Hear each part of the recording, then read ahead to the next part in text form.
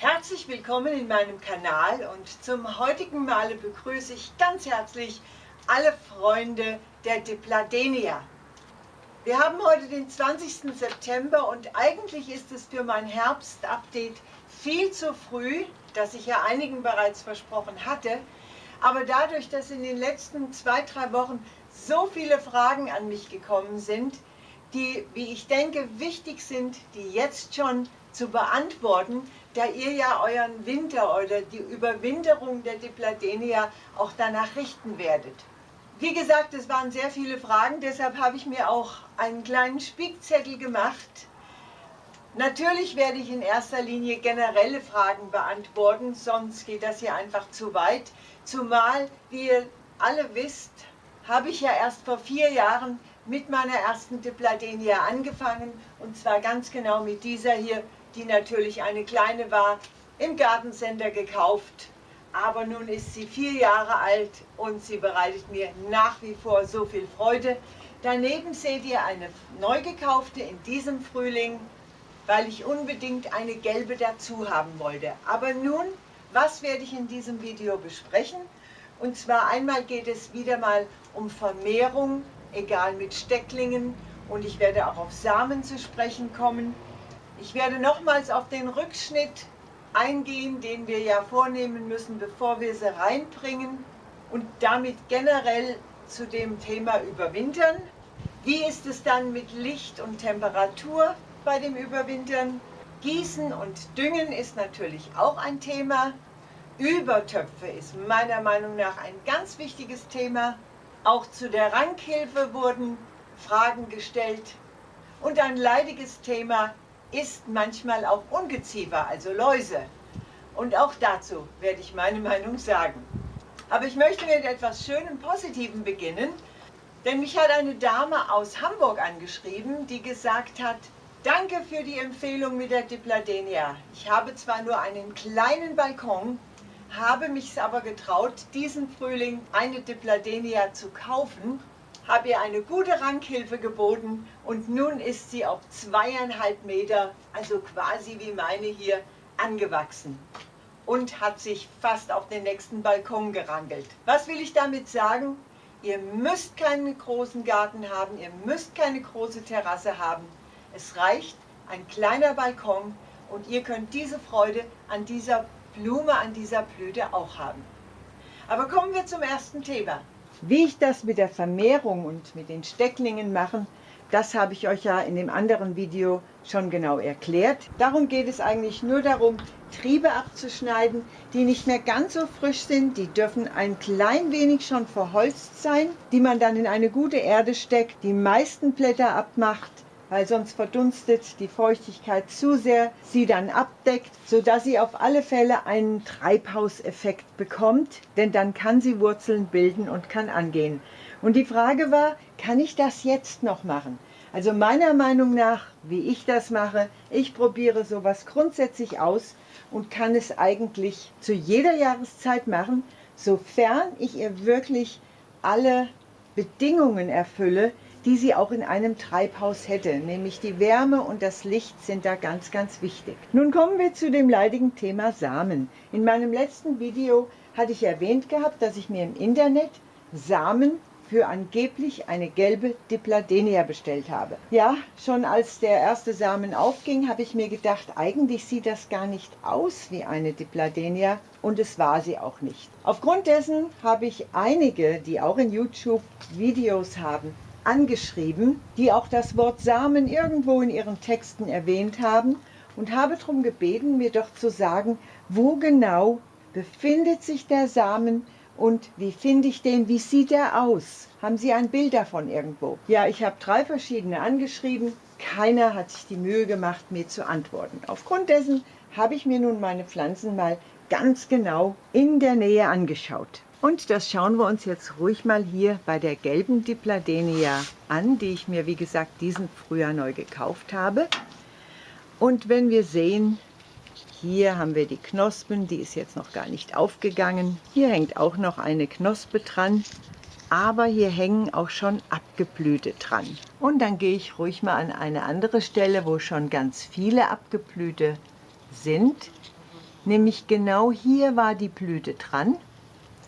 Und das ist quasi der Stängel unten drunter. Und hier hängt schon ein ganz vertrockneter. Jetzt ist er gerade runtergefallen. Ich habe ihn gerade noch mal aufgehoben. Die vertrocknen jetzt zum Teil direkt an der Pflanze und fallen dann so ab, wie ihr sie eben gerade gesehen habt.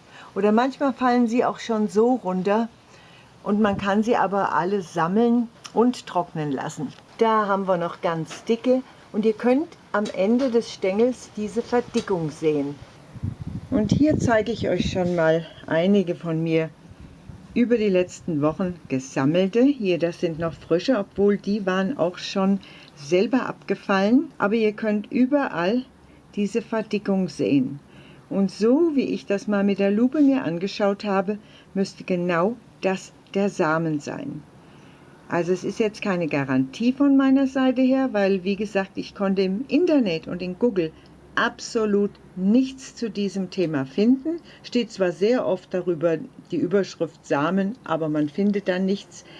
Deshalb ist meine Empfehlung, wenn ihr das wie ich versuchen möchtet im Frühling, also ich würde die jetzt nicht in die Erde tun, um den Samen aufgehen zu lassen, sondern sehr, sehr zeitig, direkt nach dem Winter, werde ich einige in Wasser weichen, andere nicht und werde das im Vergleich mit Anzuchterde versuchen, ob das wirklich der Samen ist, denn er kann an keiner anderen Stelle sein, wenn ich die gesamte Pflanze durchschaue.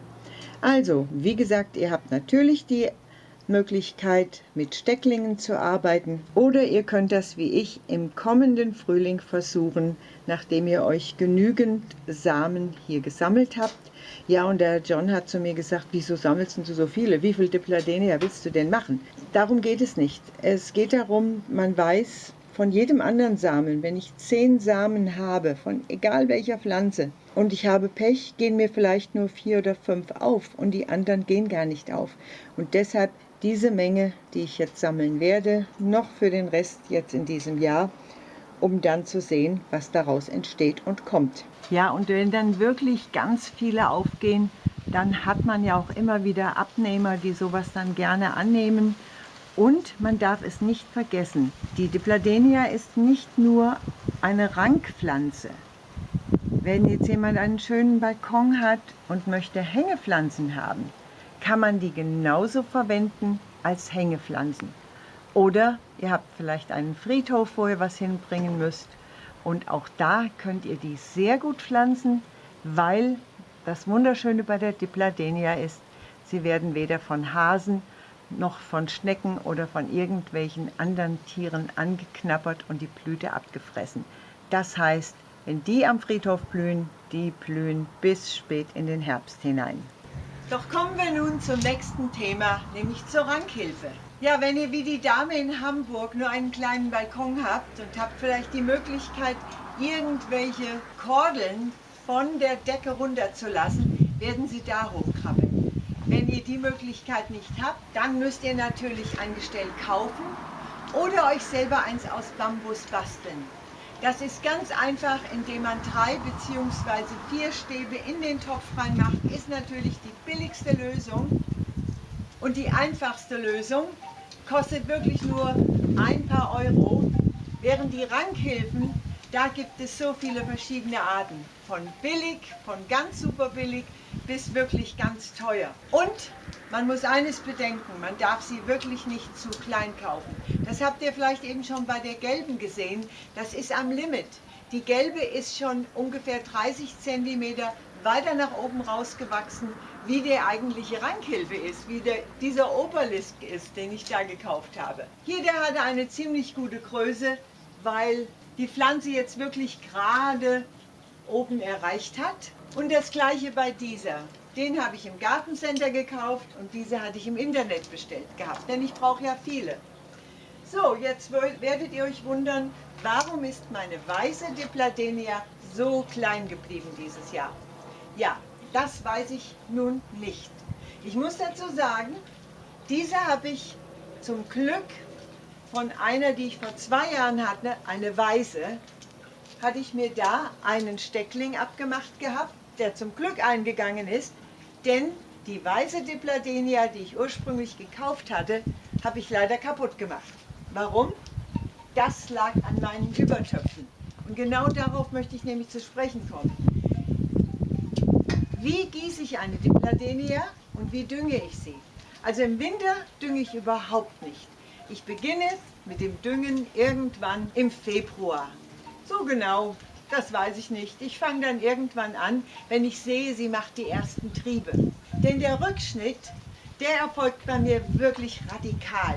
Den Rückschnitt, den ich mache, der ist ungefähr auf 30 cm Höhe. Das heißt, leider kommt, sobald der erste starke Frost kommt und ich muss sie reinholen, schneide ich wirklich auf 30 cm komplett zurück. So, was war mir bei der passiert? Kommen wir wieder auf den Übertopf zu sprechen. Der Übertopf war so eng, dass ich eigentlich nicht gesehen habe, wie viel Wasser ich ihr ständig gegeben habe. Und das ist genau der Trick. Seitdem habe ich immer Übertöpfe, wo ich seitlich noch reinschauen kann. Und sobald ich sehe, da steht etwas Wasser unten im Topf drin, dann höre ich auf zu gießen. Das muss erst weg, weil nasse Füße, da ist sie wie ich, nasse Füße gefallen ihr nicht. Und das ist noch schlimmer im Winter. Ihr müsst im Winter sie in Töpfen haben, wo ihr wirklich beobachten könnt, dass sie eher mal 2 Tage trocken ist, aber nie zu nass ist. Und wie gesagt, die vor 2 Jahren gekaufte Weiße, da habe ich nachgeschüttet, die bekam gelbe Blätter, ich habe auf nichts aufgepasst und plötzlich war sie eingegangen. Warum? Weil ihr das Wasser wirklich bis zum Hals stand. Das war mein Fehler. Ich habe sie umgebracht. Aber wie gesagt, das ist das Baby. Ja, jetzt ist sie schon 2 Jahre alt. Ich habe ihr aus Bambus selber eine Rankhilfe gemacht.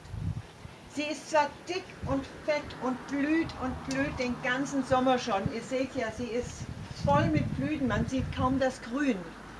Aber sie hat nicht gerankt.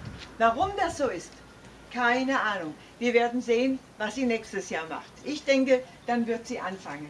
Also Rankhilfe unbedingt hoch genug machen, denn ihr werdet sehen, wenn die loslegen, brauchen die das. Das ist jetzt eine Ausnahme. Warum, wieso, weshalb, ich weiß es nicht. So, jetzt könnt ihr hier einen großen Unterschied sehen. Wie gesagt, ich schneide und habe diese beiden auch im Herbst auf ca. 30 cm runtergeschnitten. Nun beginnen die ja schon Ende Januar, je nachdem wie ihr sie stehen habt, und machen die ersten Ranken nach oben. Und deshalb habe ich die eine auch anders behandelt wie die, um euch den Unterschied zu zeigen. Ihr könnt sehen, diese ist von unten her voll mit Blüten bis oben hin, während diese hier quasi wie ein Loch hat. Ja, woran liegt das? Bei dieser habe ich im Februar die ganzen Ranken, die schon hochgekommen waren, wieder abgeschnitten nach unten, sodass sie sich erstmal unten richtig voll wachsen konnte, während bei dieser habe ich die Ranken gelassen. Und das hat ihr, wie ihr sehen könnt, zwar im Kopfbereich gut getan, aber nicht im Fußbereich. Denn hier ist sie relativ dünn geblieben. Ja, ich könnte das jetzt rumdrehen. Hier habe ich noch ganz viele, weil das jetzt hier die Sonnenseite ist. Aber ihr könnt den Unterschied ganz deutlich sehen, dass diese natürlich viel schöner gefüllt ist von unten heraus. Also irgendwann im Februar, März, wenn ihr seht, die hat gut gerankt, schneidet die gleich zurück. Ihr müsst sie ja nicht ganz zurückschneiden. Probiert es, macht es wie ich. Man lernt aus den Fehlern, wie ich das bei der Weißen leider erfahren musste, die ich ersoffen habe. Dann wurde ich gefragt, wie ist das mit der Temperatur? Auch da muss ich wieder mal wiederholen, dass ich ja keine Gärtnerin bin. Alles, was ich euch erzähle, ist, was ich über die letzten 4 Jahre mit meinen Dipladenias gelernt habe. Und da weiß ich, je heller sie steht, desto besser. Jemand hat auch gefragt, muss ich die denn unbedingt zurückschneiden? Ja, das muss man probieren. Ich glaube, im allerersten Jahr habe ich meine rote nicht ganz so stark zurückgeschnitten. Und in Kürze nach dem Reinholen waren ihr alle Blätter abgefallen. Es war überhaupt nicht schön und ich habe sie dann trotzdem weiter zurückgeschnitten. Und ich glaube, dadurch habe ich sie auch gerettet. Also ich denke, die braucht dann diese Ruhe für in die Wurzeln hinein, um sich für den nächsten Sommer ganz einfach zu erholen. Denn das ist ja richtig Arbeit, was die da leisten. Schaut euch das an, das ist Wahnsinn. Deshalb ist meine Empfehlung zu der Überwinterung zum Licht, so hell wie möglich stellen. Da kann man ja keine Vorgaben machen, denn das hängt ja damit zusammen. Habt ihr einen Wintergarten, habt ihr nur einen hellen Keller, habt ihr einen Dachboden. Aber sucht die hellstmöglichste Position dafür. Und mit der Temperatur ist das ähnlich. Ich denke, eine gute Temperatur wäre zwischen 10 und 12 Grad für die Dipladenia. Aber in meinem Wintergarten ist es eher immer so um die 15 Grad, weil wir sehr viel Scheiben haben und da braucht die Sonne nur ganz kurz mal zu scheinen. Und schon habe ich 15, 16 Grad da drin. Aber es tut ihr gut. Also ich denke, es kommt nicht so sehr auf die Gradzahl drauf an, sondern auf die Helligkeit und vielleicht relativ gleichmäßige Temperatur. Und ruhig nochmal zur Wiederholung, immer an den Übertopf denken, damit ihr wirklich sehen könnt, dass ihr kein Wasser drin stehen habt. Ganz, ganz wichtig. Ja, und damit kommen wir zum letzten Thema, zum leidigen Thema, dass man ja ab und zu auch mal eventuell Läuse dran bekommt. Ja, das hatte ich auch schon. Aber zum Glück habe ich das sofort gemerkt. Und das ist das Wichtige. Ich schaue eigentlich bei jedem Gießen, egal im Winter oder im Sommer, schaue ich gerne mal unter die Blätter. Wie sieht das da aus? Sind die sauber? Und wenn man ein bisschen ein Auge dafür hat und wirklich sich das ruhig täglich anschaut, entdeckt man das ganz zu Beginn. Und dann ist es einfach, die wegzubekommen. Dann schneide ich manchmal einfach einen Trieb ab oder 2, 3 Triebe, wo ich eventuell eine Laus dran sehe. Aber wenn ich natürlich die Pflanze nie beobachte und die ganze Pflanze ist voll, ich hatte es zum Glück noch nicht, aber dann muss ich ganz ehrlich sagen, dann hilft meiner Meinung nach, wenn man sie retten möchte, nur noch die Chemiekeule, vielleicht eine Plastikhülle drüber gestülpt und dann wirklich gut, damit alle Blätter von unten und auch von oben benässt sind.